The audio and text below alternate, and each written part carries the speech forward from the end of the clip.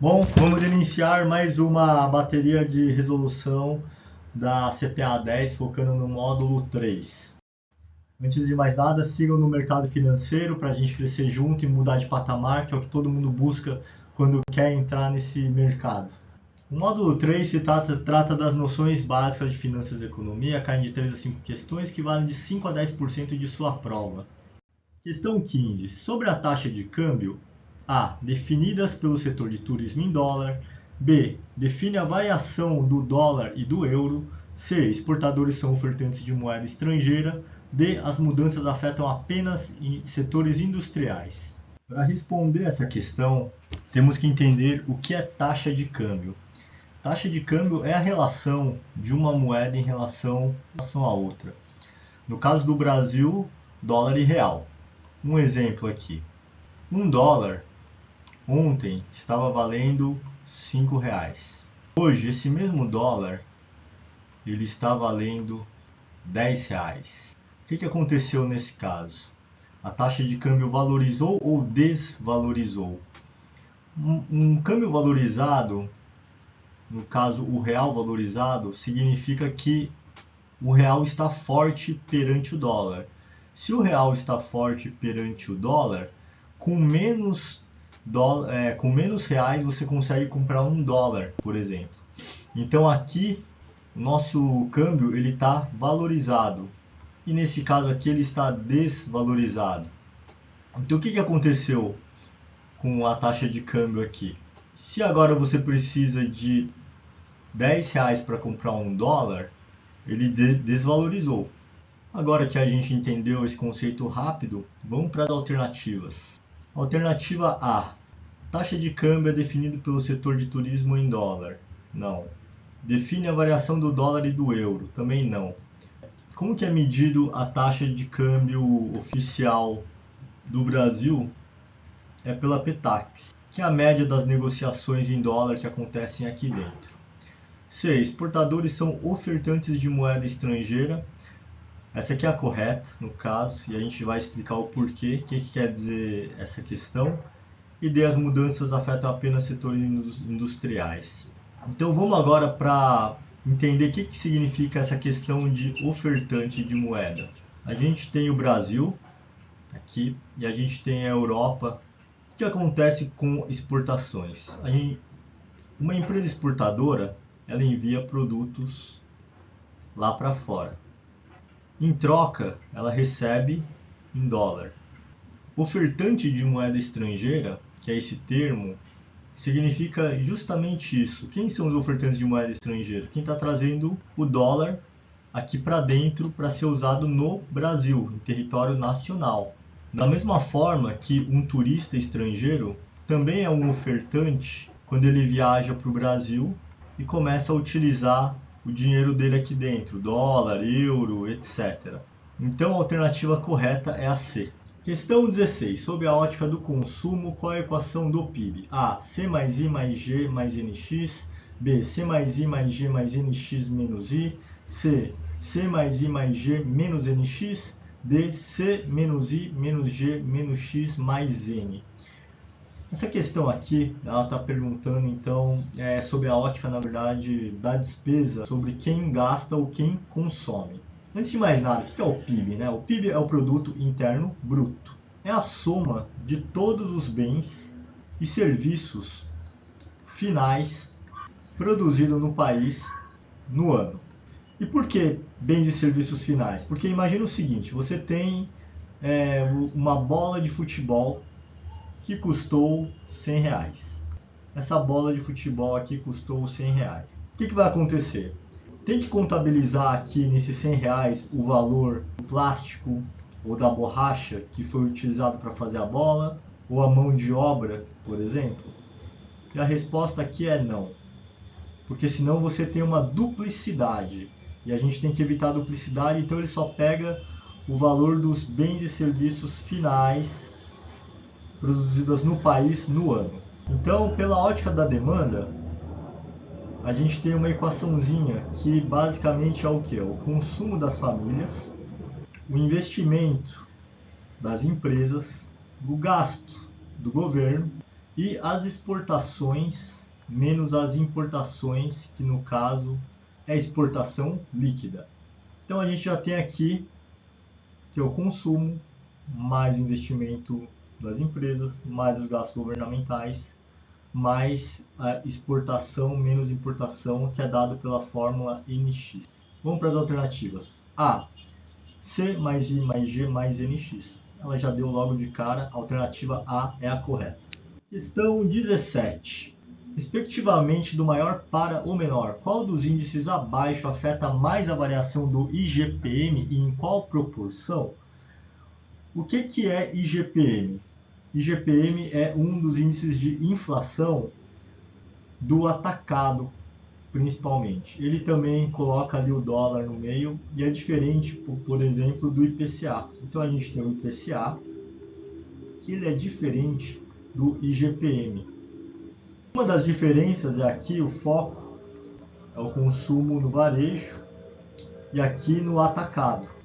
Outra diferença é que o IPCA é o índice oficial de inflação no Brasil, dado pelo IBGE, e o IGPM pela FGV. Agora, qual que é a questão? Ele está falando do IGPM. E como que o IGPM é dividido? IPA, IPC e NCC e algumas proporções. A, IPA 60%, INCC 30% e IPC 10%. Essa aqui está errada, porque eu vou dar a resposta aqui, mas isso aqui está invertido, tá? Em termos de percentual. Então vamos para B, IPA 60%, IPC 30% e INCC 10%. Essa é a alternativa correta. IPA é o índice de preço ao atacado, IPC é índice de preço ao consumidor e INCC é índice nacional de construção civil. Por isso também que no ano passado a gente viu que a inflação estava estourando e o IGPM chegou a ultrapassar 30% no ano. E os materiais de construção estavam exorbitantes. Mês a mês eles aumentavam muito de valor.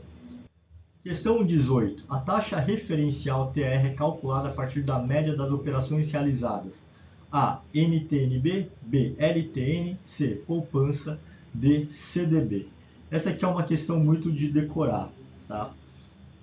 Vamos ver alternativa por alternativa, mas a questão correta seriam as LTNs, que são as letras do Tesouro Nacional pré-fixadas. Então são os títulos públicos pré-fixados. E como eu falei, é uma questão puramente conceitual. Basta você saber que ela é calculada a partir da média das operações de taxa de juros pré-fixadas LTN. Questão 19. Quais índices formam o índice de inflação IGPM? A, IPA, IBGE e NTNB. B, IPA, IPC e Selic. C, IPA, IPC e CDI. D, IPA, IPC e INCC. Então, o IGPM é o índice de inflação, como o programa já disse.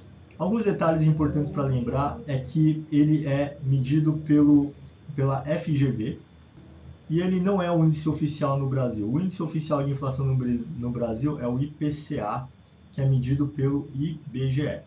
Outra informação importante é que o IGPM ele mede o preço do atacado, principalmente, e o IPCA do varejo. Dito isso, qual é a composição do IGPM? Vamos ver alternativa por alternativa. A, IPA, índice de preço do atacado, IBGE já está errado, né? E NTNB também, título público de inflação, não tem nada a ver. B, IPA ok, IPC ok, e Selic. Selic, na verdade, é a taxa de juros, não tem nada a ver. C, IPA, IPC e CDI. CDI também, taxa de juros, nada a ver. Então, aqui a resposta correta é a letra D. E qual é a composição? A composição é, no índice de preço ao atacado, tem 60%. O IPC, que é o índice de preço ao consumidor, 30%. E o índice nacional de construção civil, 10%. Questão 20. Um investimento de 1% ao mês em 12 meses no regime de capitalização composta será: aqui A igual a 12%, B maior que 12%, C menor que 12%, D, ao regime de capitalização simples. Vamos ver as alternativas e depois a gente explica o conceito? Então, alternativa A, igual a 12%, errado. Maior que 12%, essa aqui seria a resposta correta. E a gente vai explicar o porquê. Menor que 12%, não. Ao regime de capitalização simples, já falou que é capitalização composta, então não pode ser. O que está acontecendo aqui? Quando a gente tem um investimento de 1% ao mês no regime de capitalização simples, no final do ano, a gente vai ter ganho quanto? 12% ao ano, né? Porque na capitalização simples, ele segue uma progressão aritmética. Significa que, por exemplo, 2 mais 2 é igual a 4. 4 mais 4 é igual a 8. E quando você pega o juro composto, você tem uma progressão geométrica, onde você vai ter um gráfico mais ou menos assim. Deixa eu fazer aqui um gráfico também do juros simples, para a gente ter uma ideia. No juros simples você vai ter um gráfico assim, nos juros compostos você vai ter um gráfico exponencial, porque ele está elevando, então ele sobe muito mais. Qual motivo isso acontece? Porque 2 vezes 2 é igual a 4, legal. Só que 4 vezes 4 é igual a 16. Então você vê que a progressão ela vai crescendo muito mais ao longo do tempo. Dito isso, por que isso está acontecendo aqui? Porque no juro simples você vai ganhando juros em cima da aplicação inicial. No juro composto você vai ganhando juro em cima da aplicação inicial mais o que rendeu, né, que é o tal do juros sobre os juros. E como o regime de capitalização composta ele sobe mais rápido, a gente está falando de um período de 12 meses, o que está acontecendo aqui? Ele não pode ser igual a 12, porque não é capitalização simples, ele não pode ser menor do que 12, ele não é capitalização simples, então ele é maior que 12%, a alternativa B é a resposta. Questão 21. Qual a diferença entre taxa Selic Meta e taxa Selic Over? A. Ambas são definidas pelo Copom. B. Selic Meta é definida pelo Copom e Selic Over pelo mercado. C. Selic Meta é definida pelo mercado e Selic Over pelo Copom. D. Ambas são definidas pelo mercado. Essa questão é uma questão conceitual e está perguntando também qual que é a diferença da taxa Selic Meta e da taxa Selic Over. Então vamos às alternativas. A. Ambas são definidas pelo Copom. Não. Por quê? Porque a Selic Meta é definida pelo Copom. A taxa Selic Over é uma média ponderada da taxa interfinanceira medida por um dia. É muito mais uma condição de oferta e demanda. Então a definição é por isso. B. Selic Meta é definida pelo Copom e a Selic Over é definida pelo mercado. Essa alternativa aqui é a alternativa correta. Como a gente falou, média ponderada das taxas de juros do mercado interfinanceiro de um dia e é definida pelo mercado, né? A Selic Over e a Selic Meta pelo Copom, a alternativa B é a correta. Por que não a alternativa C ou D? Selic Meta é definida pelo mercado? Não. Está invertido. B. Ambas são definidas pelo mercado? Não. B é a correta. Questão 22. Chegamos ao cálculo da taxa referencial a partir da A. Selic. B. TBF, taxa básica financeira. C. Copom. D. Poupança. Então, bom, essa aqui também é uma questão conceitual, mas vamos lá. A taxa referencial é uma taxa usada, por exemplo, para atualização do FGTS, por exemplo. É uma taxa referencial usada também para atualização de financiamento imobiliário. E ela tem na sua fórmula um redutor para atualizar. Essa TR ela é calculada pelo Banco Central diariamente e mensalmente. E para chegar até ela é preciso encontrar o valor de uma outra taxa que está aqui. Vamos em alternativa por alternativa para enxergar qual que é essa taxa. Não é a Selic, não é a taxa Selic, que é a taxa de juros básica da economia, é a taxa básica financeira TBF. chamada.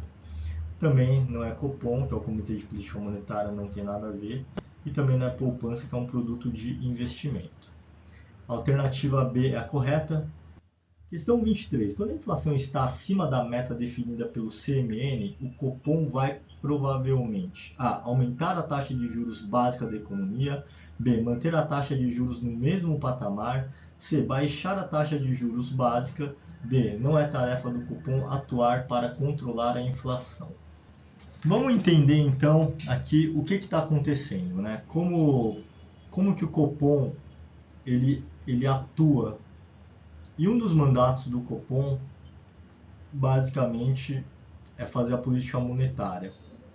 Dentro disso, ele tem que controlar também a inflação, utilizando a taxa de juros.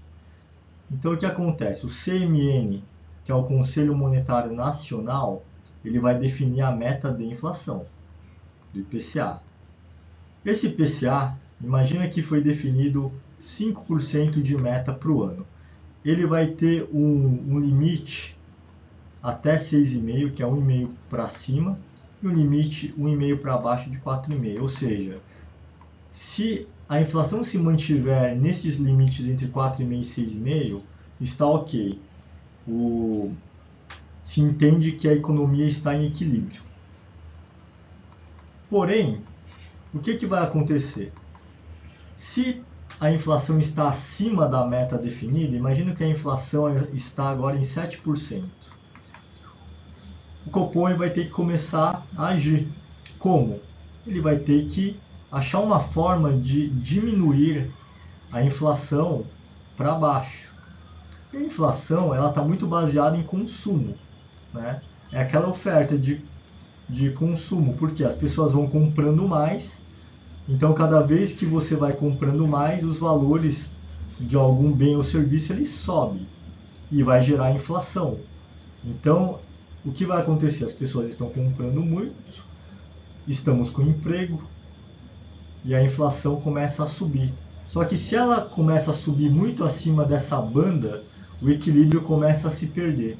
E a gente começa a perder o fio da meada da inflação, que ela começa a cada vez mais subir, porque está tudo superaquecido.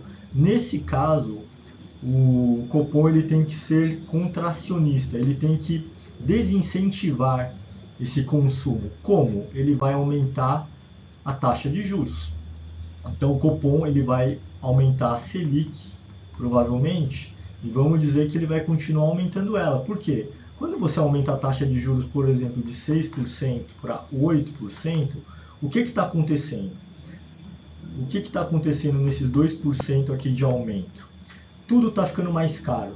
Desde o que está chegando para a empresa, né? Então, por exemplo, você tem uma PJ e essa empresa ela tem que fazer o quê? Essa empresa ela vende produtos, né? Ela vende produtos para as pessoas. Só que ela também está com dívida. Ela pega juros emprestado num banco, por exemplo, e agora os juros não são mais de 6%, são de 8%, ou seja, ficou mais caro. O que essa empresa vai fazer por causa disso? Ela vai repassar o preço agora, né, dos produtos que ela produz ou compra para o investidor final. Então as coisas vão começar a ficar mais caras. Quando as coisas começam a ficar mais caras, isso vai inibir as pessoas de consumirem. O consumo, que antes estava alto, ele começa a cair. E quando o consumo começa a cair, isso vai impactar na inflação. Menos pessoas estão comprando, os preços tendem a cair. Logo, provavelmente, quando a inflação está acima da meta, o Copom vai aumentar a taxa de juros para inibir a inflação depois de um tempo. Alternativa B, manter a taxa de juros? Não, porque a inflação está subindo. Baixar a taxa de juros? Não faz sentido. Não é tarefa do Copom. Atuar para controlar a inflação é tarefa do Copom. Alternativa A é a resposta correta. Questão 24. O que acontece se o real desvaloriza frente ao dólar? A. Pior importação. B. Pior exportação. C. Fica mais barato viajar para o exterior. D. Nada muda, pois a moeda do Brasil é o real e nada tem a ver com o dólar. Então, vamos entender aqui o que está acontecendo. Quando você tem a taxa de câmbio, que é aquela relação real com o dólar, imagina o seguinte, o que aconteceu aqui? A gente tinha $1 que ontem estava valendo R$ 3. E ele falou que o real desvalorizou. Então o que aconteceu? Hoje, esse mesmo dólar está valendo quanto? Está valendo R$ 4. Aí você vai falar, poxa, mas se desvalorizou, por que aumentou? Exatamente por isso, porque agora você precisa de R$ 4 para comprar $1, ficou mais caro. E antes, com R$ 3 você comprava $1. Então essa aqui é a relação. Vamos ver etapa por etapa aqui, vamos começar de baixo para cima. D. Nada muda, pois a moeda do Brasil é real e nada tem a ver com o dólar. Na verdade, isso que não tem nada a ver. Mundo globalizado, exportação e importação, turismo. Isso por si já mostra que a gente tem uma relação muito forte com o dólar. C. Fica mais barato viajar para o exterior? Fica mais caro. É o contrário. Por quê? Porque antes você precisava de R$ 3 para comprar $1, agora você precisa de R$ 4 para comprar $1. Então você precisa ter mais reais para comprar dólares do que você precisava antes. Piora a exportação? Esse aqui também está errado. Ele vai melhorar a exportação. Melhora a exportação. Por que ele melhora a exportação? Imagina que você tem o Brasil e a gente tem uma empresa exportadora. Então a gente tem um exportador que vende para a Europa, por exemplo. O que acontece? Ele manda o produto e ele vai receber o quê? Em dólar, né? Correto? E o que acontece aqui? Se a gente está falando que o real desvalorizou frente ao dólar, é a mesma coisa que a gente dizer que o dólar se valorizou em relação ao real. E a resposta correta é a letra A, vai piorar a importação, porque agora você tem um cara que está importando, que o que ele está fazendo? Ele está mandando o dinheiro para fora para receber o produto, e ele está pagando isso aqui em dólar. Como o dólar ficou mais caro, piorou a importação. Alternativa correta, letra A. Questão 25. Caso a inflação esteja em 3% e a taxa de juros 8%. O que acontece com o juro real se a taxa de juros sobe e a inflação se mantiver? A. Aumenta e depois diminui. B. Diminui. C. Se mantém. D. Aumenta. Então, antes de mais nada, vamos entender esse conceito de juro real. O juro real é tudo que excede a inflação. Então, nesse caso, a gente tem uma taxa de juros de 8% e uma inflação de 3%. O que acontece? O juro real, nesse caso, é de 5%. Então, se a gente está ganhando 5% acima da inflação, esse aqui é o juro real. O que acontece se com o juro real, se a taxa de juros subir e a inflação se mantiver em 3%? Agora você tem o quê? Um juro real de 6%. Ele aumentou. Então, a resposta correta é que é a alternativa D, ele aumenta. Questão 26. A cotação oficial do câmbio é medida pela A. Real e dólar. B. Taxa de câmbio. C. Dólar. D. PETAX. Essa aqui é uma questão conceitual. Tá? E a resposta é que a cotação oficial do câmbio ela é sempre medida pela PETAX. E vamos entender o que é essa PETAX. E bom, a PETAX ela nada mais é do que uma taxa que é usada para calcular em reais o preço dos gastos internacionais. Ela é calculada diariamente pelo Banco Central com base no quê? Na média das taxas de compra e venda praticadas pelos bancos brasileiros. Então, é como se fosse uma cadeia onde você tem várias empresas e pessoas comprando e vendendo todos os dias dólar aqui no Brasil, no território nacional, ao longo do dia. E a PETAX é a média, é uma média dessas operações de compra e venda de dólares aqui dentro. A alternativa D é a correta, PETAX.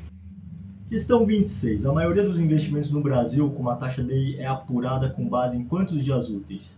A. 250, B. 360, C. 365, D. 252 dias úteis. Questão super rápida de responder, isso aqui você tem que ter na ponta da língua. No Brasil, 252 dias úteis é a base. Inclusive, quando chegar na parte de duration, né, em outras certificações mais avançadas, todos os cálculos, quando se fala de moeda nacional, é 252 dias úteis. 360 pode confundir porque são dias corridos quando se fala de investimentos lá fora principalmente, tá bom? Dias corridos, alternativa B de dado, correto, 252 dias úteis no Brasil. Questão 28, respectivamente, como é o cálculo dos juros simples e dos juros compostos? A. Cálculo sobre o montante inicial e dos juros acumulados. Cálculo sobre o montante inicial apenas. B. Ambos os cálculos sobre o montante inicial e dos juros acumulados. C. Ambos os cálculos sobre o montante inicial apenas. D. Cálculo sobre o montante inicial apenas. Cálculo sobre o montante inicial e dos juros acumulados. Mais uma vez, dá para matar logo essa questão porque juro simples e juro composto é diferente, isso a gente sabe. Então, toda a questão que falar que ambos os cálculos são sobre o montante inicial ou ambos são sobre o inicial apenas, já estão errados. Assim a gente elimina duas e agora a gente tem 50% de chance de acertar. Então, vamos ler uma a uma e entender. A. Cálculo sobre o montante inicial e dos juros acumulados. Isso aqui é o conceito de juro composto. O juro composto, diferente do juro simples, ele rende juro sobre o montante inicial e sobre o juro que já rendeu. Por isso que a gente fala que o juro composto é a oitava maravilha, né, do mundo, porque ele vai rendendo ao longo do tempo que vai passando, ele vai rendendo cada vez mais, porque ele sempre está rentabilizando em cima do juro que já rendeu. E o juro simples não, é só do montante inicial. Então, cálculo sobre o montante inicial apenas juros simples, também a alternativa A é a correta. Vamos só ver a D? Cálculo sobre o montante inicial apenas, aqui está invertido, né, provavelmente. O simples é só sobre o inicial e o composto, como o próprio nome diz, sobre o inicial e também sobre os juros que já foram rendendo. Bom, finalizamos aqui mais uma bateria de simulados do módulo 3 para a CPA 10. Espero que tenham gostado. Siga no mercado financeiro e até a próxima.